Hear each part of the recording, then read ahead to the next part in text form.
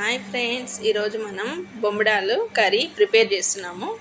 బొమ్మిడి చేపలు అంటారని dry fish ఇది మట్టి అంతా గీకేసి కట్ చేసుకొని కొంచెం వాష్ చేసి ఫ్రై చేయాలండి. కొద్దిగా ఆయిల్ వేసి ఆనియన్స్ ఎక్కువ తీసుకున్నాను.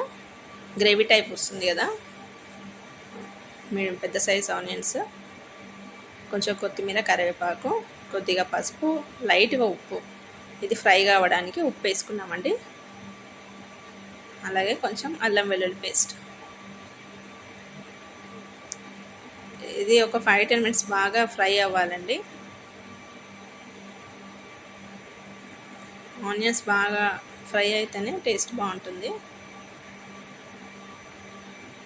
ఇలా కలుపుతూ మధ్య మధ్యలో మూత పెట్టి ఒక 5-10 మినిట్స్ సిమ్లో పెట్టి పెట్టాలి.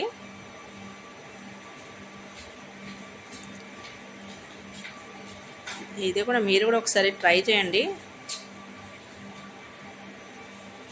ఎలా ఉందో ఒకసారి మీరు కూడా ఒకసారి ట్రై చేసి చెప్పండి. మూత పెట్టి ఒక 5-10 మినిట్స్ పెట్టాము. ఇలా కొంచెం ఉడికింది.